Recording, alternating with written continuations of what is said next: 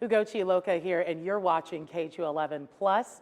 We are celebrating Nigerian Independence Day inside of ChopNBlock, their new brick and mortar in the Montrose area.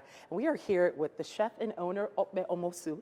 And you were just so gracious to allow us to come here. It's a grand opening day. And there's a lot of great food out here that we're able to see. Yeah. Can you tell us a little bit about what we're seeing? And then we'll go into a little bit more about your story. Yeah, for sure, for sure. So, starting off here, this is our buka dish, traditional Nigerian red stew with palm oil and iru, plantains, and some white rice with some beans tossed in there, something that we would eat traditionally a lot growing up. And then this is one of my favorite snacks. It's called meat pies, and it's just what you think it is. It's a pie with some meat in it. Some beef, potatoes, and carrots. Go ahead, do your thing, do your thing.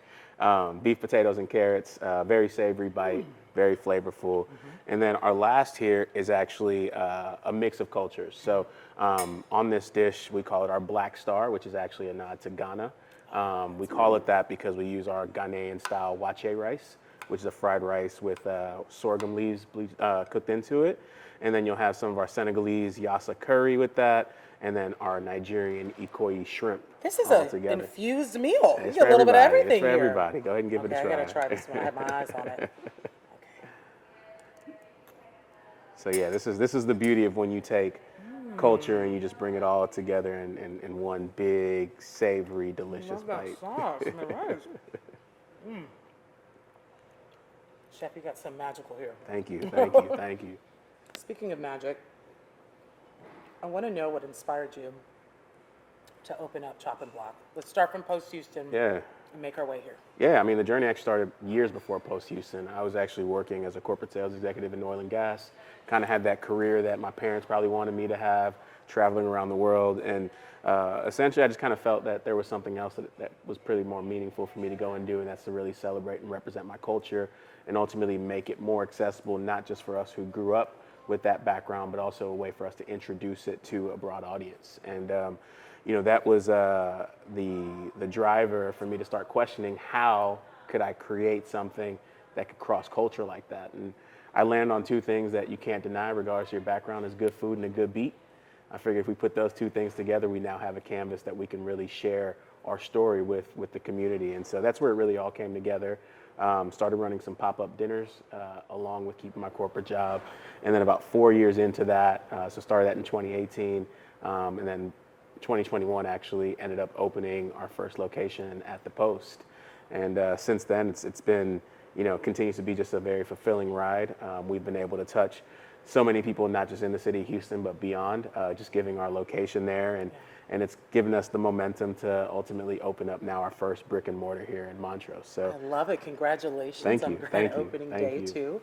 As a fellow Nigerian, I know what it means to kind of do a little bit of what your parents want, that path, but eventually you kind of have to follow what is going to be best for you in your future. Absolutely. And go for it. What's the worst that could happen, right? I mean, you could fail or you could be like, what if? So this was something that you went for and it worked out. Speaking of, you had a lot of interest. It was a success there. Yeah. Can you tell us what you think what makes ChopNBlock so special that keeps people coming back and made you say, I need to open a location that can sit like 80 people because they want to try this food? Yeah. I mean, it's very inclusive, right? And that's really what we preach, right? I really think of what we're doing more as a mission-based business beyond anything.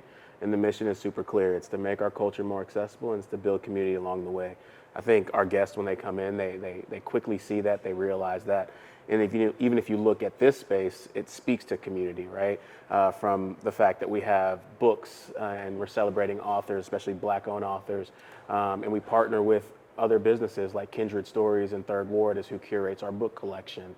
Our guests really feel that, and I think the food is just kind of that added touch just to make the experience, that much more meaningful.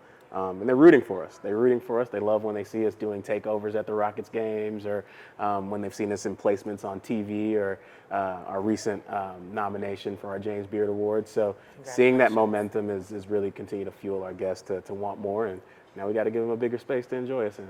It's a one-stop cultural spot here at ChopNBlock. So the background here on the wall, Can you tell us about this? I know this is significant to y'all's brand. Absolutely, absolutely. So, kind of as I shared earlier, we've worked with a lot of designers on this project, and this was actually a design that was the idea of a good friend of mine, Zainab Amal from AMAO Creative, as well as our other restaurant designer, Gin Design Group.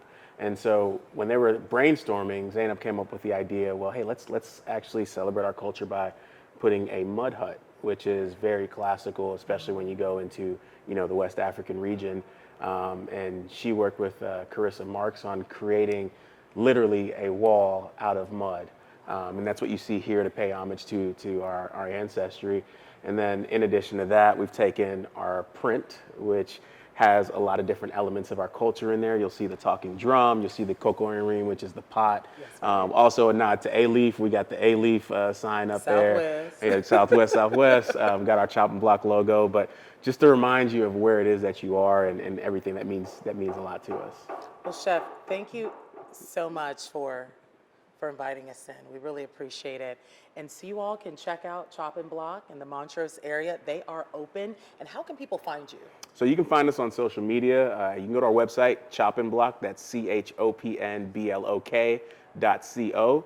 You can also find us on Instagram, where we're very active. That's, again, ChopNBlock_, ChopNBlock_. Or you can pull up to us in person, both at the Post or here at our newest location at 507 Westheimer in Montrose. We're accepting reservations via Open Table, but again, it's a community experience. So we also have some spots available at our bar and our community table if you just wanted to pop in. Love it. Now, I'm going to continue eating some of this. I'm Ugochi Iloka. You are watching KHOU 11+. Enjoy it. Enjoy it.